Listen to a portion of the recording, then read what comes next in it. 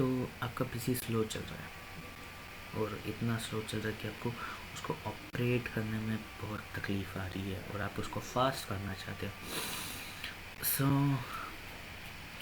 मैं सोल्यूशन लेके आ गया। तो हे गाइस, क्या हाल है? आपने कोई आशा करता हूँ ठीक होंगे। मैं हूँ जीमो और मैं आज सबको दिखाऊंगा कैसे आप कर सकते हैं अपने पीसी को फास्ट। तो बिना किसी तरीके चलिए शुरू करते हैं।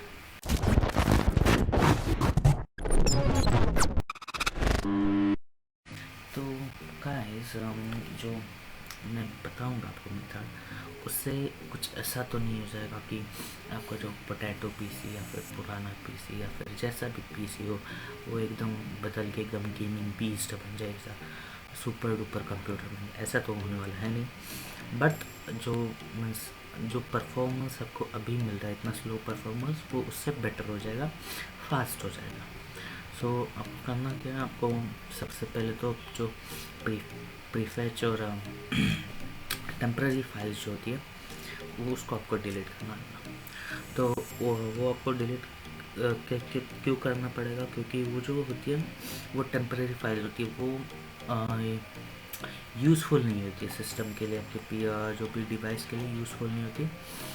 वो बस टेम्पररी बन जाती है और उनको टाइम टू टाइम उसको डिलीट करना पड़ता है। अब चाहे आप वीक में एक बार कर सकते हैं, महीने में एक बार कर सकते हैं, बट आपको करना होता है। ओके, सो आपको वो जो टेम्पररी फाइल्स का मैं बताऊंगा वो डिलीट करने के लिए आपको स्टार्ट मेन्यू में आपको जाना है और यहाँ पे आपको सिंपली रन टाइप करना है, RUN रन। इसको आपको ऐसा टाइप करना है और पहला जो प्रोग्राम आएगा वही है। या फिर आप जो विंडोज़ की जो होता है विंडोज़ +R आप ऐसे दबा देंगे तो फिर ये रन डायरेक्ट खुल जाएगा। ओके, सो मैं फिर से दिखा देता हूँ। आप स्टार्ट मेन्यू में आपके आप यहाँ पे रन टाइप करके सर्च कर सकते हैं। पहला आपको प्रोग्राम रन करना है, जो प्रोग्राम है उसको आपको ओपन करना है। तो कुछ ऐसा आपके सामने आ जाएगा विंडो। तो यहाँ पे आपको दिख रहा है ओपन और यहाँ पे आपको प्री फेच करके मैंने मतलब पहले ही आ गया क्योंकि मैंने ये लास्ट में मैंने ये सा टाइप किया था। ओके, तो आपको प्री फेच आपको सबसे पहले टाइप करना है, स्मॉल मी। आप देख सकते हैं यहाँ पे स्पेलिंग में डिस्क्रिप्शन में भी मैं आपको दे दूंगा स्टेप बाय स्टेप लिख के। तो आपको ये टाइप करके को ओके पे क्लिक करना है।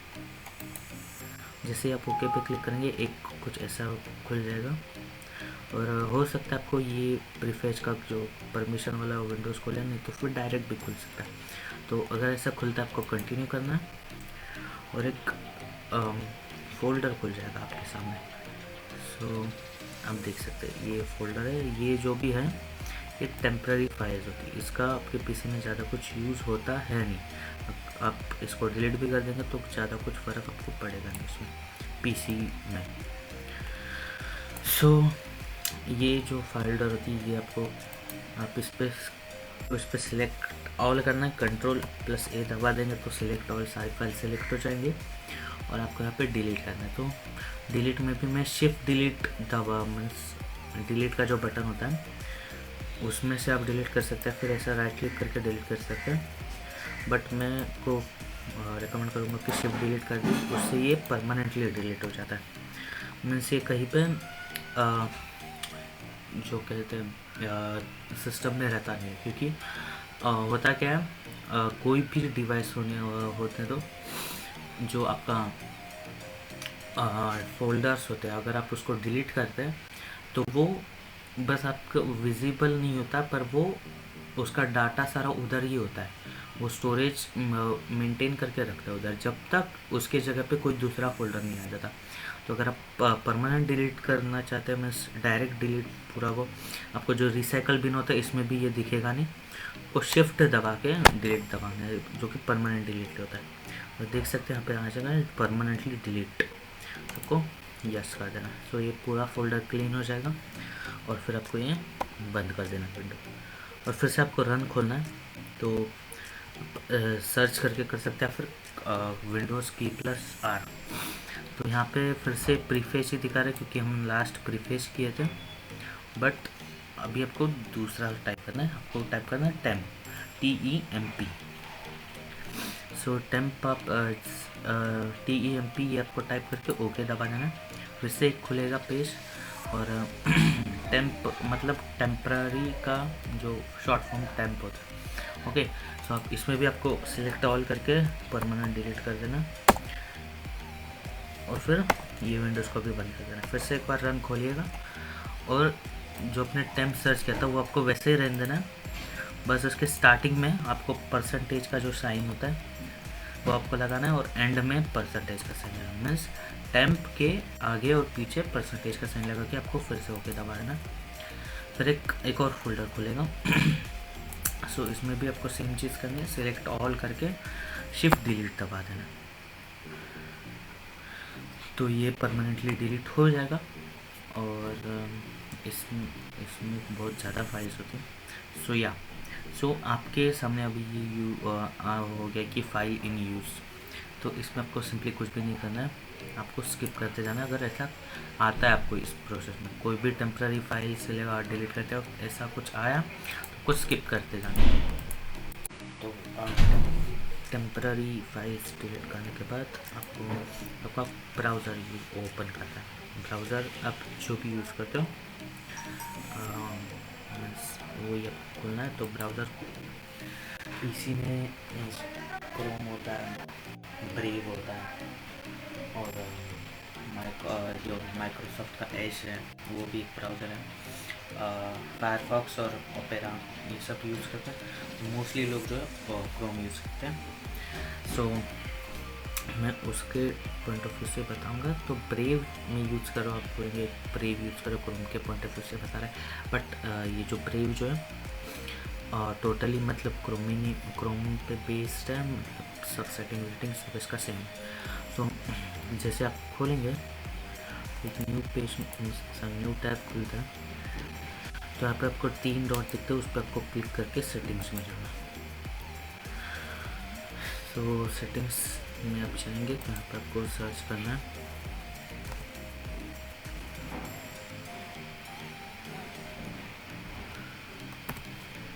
कैशे। आप कैशे सर्च करेंगे तो आप यहाँ पे देख सकते हैं क्लियर ब्राउजिंग डाटा वो सब। तो ऑफकोर्स क्लियर ब्राउजिंग डाटा तो जो डाटा जो है आपका ब्राउजिंग का डाटा वो क्लियर हो जाएगा और बहुत हद तक जो है स्टोरेज भी कम हो जाता है। सो आपको यहाँ पे डिलीट क्या करना है मैं आपको बताता हूँ। जो ऑटो फिल्म फॉर्म डाटा है उसको आप अगर चाहे तो कर सकते हैं, बट मैं नहीं करूँगा क्योंकि उसमें जो है ऑटो फिल मेरा है इसमें, सॉरी।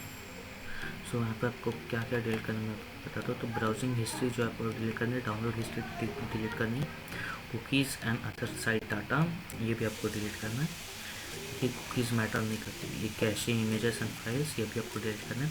पासवर्ड जो है आपको अनटिक करनी है क्योंकि अगर पासवर्ड आपको मतलब भूल गए तो इसमें एटलीस्ट होगा। ऑटो फिल फॉर्म डाटा भी आपको अनटिक कर देना है। साइट शील्ड सेटिंग ये 2 जो है शायद क्रोम में नहीं आते, बस ब्राउज़र में ब्रेव के ब्राउज़र में, बट मैं इनको भी कर दूंगा। पर क्रोम में ये 2 ऑप्शन नहीं आते आई गेस। सो ये सिलेक्ट करके आपको यहाँ पे टाइम रेंज जो है इसमें देख लेना। टाइम रेंज जो है जो ऑल टाइम रखना। बाय डिफ़ॉल्ट लास्ट आवर क्या होता है या फिर 24 आवर का होता है, बट इसमें ऑल रखना आपको ताकि पूरा आ जाए। तो फिर 1 घंटे का ही डिलीट करके मैं कितना ही डिलीट कर लोगे। तो ये सब से देख सकते हैं आप कैसे मैंने किया और आपको क्लियर डाटा कर देना है। सो इसमें थोड़ा सा टाइम लगा था, अगर आपका पीसी स्लो चलता तो आपको टाइम लेगा ये इसमें। तो यहाँ पे मेरा फाइल्स बहुत ही ज़्यादा है इसलिए इसमें थोड़ा टाइम लेगा।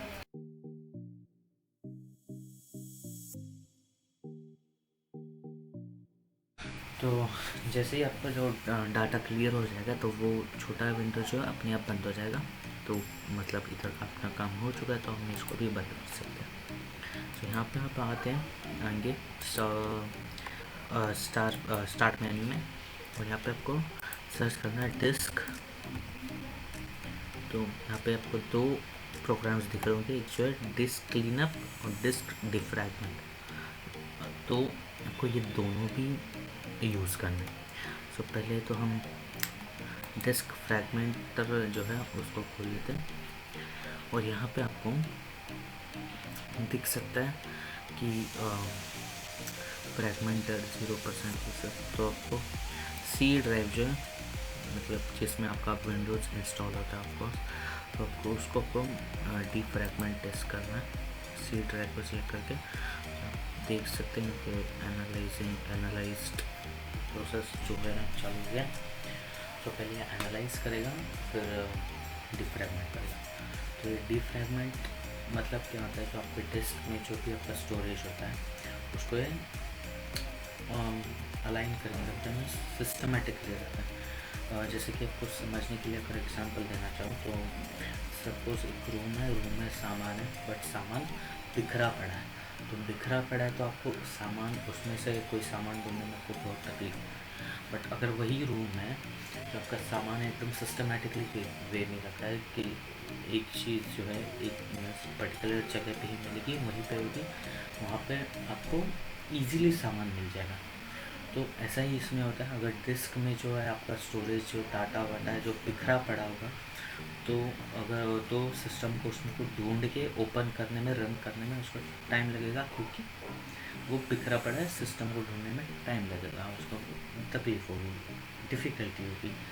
बट अगर वो सिस्टमेटिकली अलाइंड या फिर सिस्टमेटिकली जो है अरेंज्ड होगा डाटा, तो सिस्टम उसको जल्दी से ढूंढ के जल्दी से रन कर देगा। तो इससे भी काइंड ऑफ आपका पीसी जो है थोड़ा फास्ट वर्क करेगा, कंपेयरिंग पहले जो स्लो चलता था उससे।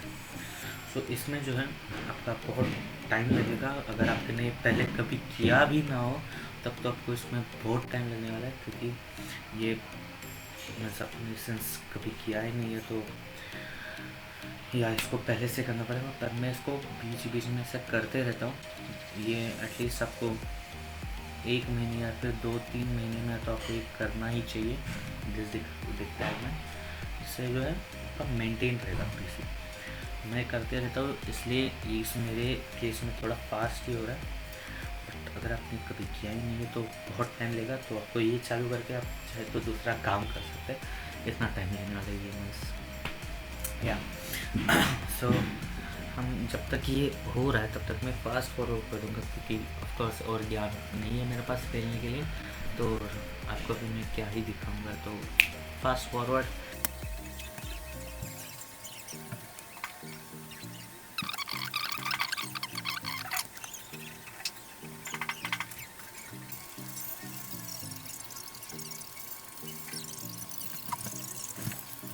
ऐसा हो गया है जो अपना डिफ्रैगमेंट, और आधे घंटे से भी ज़्यादा का रिकॉर्डिंग हो गया। मैं चलो मान लेते कि भाई इससे पहले डिफ्रैगमेंट के पहले के लिए 8 भी मिनट लगे, तो आधा घंटा मुझे लगा है मेरा करने के लिए, जबकि मैं रेगुलरली करते भी रहता हूँ। तो आप समझ सकते हैं कि अगर आपने ज़्यादा दिन से किया नहीं है तो कितना टाइम लगेगा। सो या ये करने के बाद आपको इसको सिंपली क्लोज़ कर देना। अगर आप चाहे तो जो बाकी के डिस्क है उसको भी आप डिफ्रैगमेंट कर सकते हैं, बट उसकी ज़रूरत नहीं है, क्योंकि जो अपना विंडोज़ जो वर्क कर रहा है, जो कि आपका सी प्रोग्राम सी डिस्क सी ड्राइव में सी लोकल डिस्क में ही आपका चलता है। सो उसको आप कर देंगे तो अपना विंडोज़ चलने लग जाएगा स्मूदर, और अगर विंडोज़ स्मूथ चला तो पीसी ही स्मूथ चलेगा ऑफकोर्स। बट अगर आप बाकी के डिस्क करना चाहे तो कर भी सकते हैं, बट मैं करूँगा नहीं, क्योंकि प्रोसेस सेम ही है, और करने बैठूँगा तो बहुत टाइम लगेगा। तो मैं सिंपली क्लोज़ कर दूँगा। और फिर इसके बाद जो है मैंने आपको बताया था कि डिस्क फ्रेगमेंट करने के बाद डिस्क क्लीनअप। सो हमेशा याद रखना कि डिस्क क्लीनअप जो है, जो डिफ्रैगमेंट करने के बाद क्लीनअप करना, क्योंकि अगर सुलझा हुआ रहेगा तो क्लीन भी जल्दी होगा। सो सी ड्राइव जो आपको क्लीन करना है, इसमें सारे ड्राइव मिल सकते हैं। तो सी ड्राइव को क्लीन कर लेंगे, क्योंकि उसमें विंडोज़ चार्ज रहता है। ऑफकोर्स बहुत बर्बाद आ चुका होगा।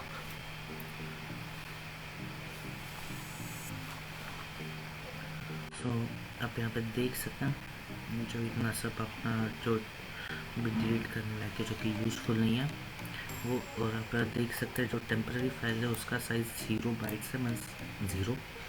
क्यों? क्योंकि हमने टेम्पररी फाइल जो डिलीट कर दी थी पहले स्टार्टिंग में। तो इधर पे आपको सारे इसमें टिक करके रखना है ये जो है, और यहाँ पे ओके दबा देना, और यहाँ पे डिलीट फाइल्स कर देना। सो ये पूरा जो भी है कचरा कुचरा वो फेंक देगा। और फिर या सो ये भी हो चुका है। सो हमारा जो है पूरा स्क्रीनिंग जो भी प्रोसेस था वो कंप्लीट हो चुका है। उसके लास्ट स्टेप अपना बच गया अभी बस, जो कि है पीसी को रीस्टार्ट करना। सो पीसी को रीस्टार्ट करने का जो मैं आपको बताता हूँ कि क्यों। सो पीसी रिस्टार्ट हम इसलिए करते हैं, रिबूट इसलिए करना चाहिए क्योंकि जो भी आपने चेंजेस किए हैं वो सेव हो जाए। अगर आप बस तो इसके बाद ये करोगे, बाद में यूज़ कर लोगे, फिर शट डाउन करोगे, फिर से ऑन करोगे, तो वो जो है ये नहीं कर पाता, मीन्स वो सेव नहीं हो पाता ठीक से, या फिर आप जो भी अपने नया सॉफ्टवेयर कोई भी अगर इंस्टॉल किया होगा तो वो प्रॉब्लम देता है और वो स्लो करता है एक्चुअल पीसी को। सो आपको रीस्टार्ट भी करते रहना चाहिए बीच बीच में ऐसे। और मैं आपको रिकमेंड करूँगा कि जो जब भी आप टेम्प्रेरी फाइल्स जो डिलीट करो महीने में एक बार या फिर हफ्ते में एक बार, तो उस टाइम करने के बाद पहला चीज़ आपको यही करना है कि पीसी को रिस्टार्ट करना है। सो ये हमारा लास्ट जो है स्टेप बन जाता है। ओके, सो मैं पीसी को यहाँ पे रिस्टार्ट करूँगा। तो रिस्टार्ट करूँगा तो ऑफकोर्स रिकॉर्डिंग बंद हो जाएगी। तो यही अपना लास्ट स्टेप है। आप रिस्टार्ट कीजिए और जब भी चालू होगा, जैसे रिस्टार्ट रिबूट होगा आपका पीसी, तो आई एम श्योर कि पीसी आपका फास्टर, स्मूदर, पहले से बेटर परफॉर्मेंस देगा। ओके, सो या that's it for the video guys. Video पसंद है तो लाइक करना, चैनल पे ना तो सब्सक्राइब करना। मैं मिलूँगा आपको नेक्स्ट वीडियो में, तब तक के लिए थैंक्स फॉर वॉचिंग।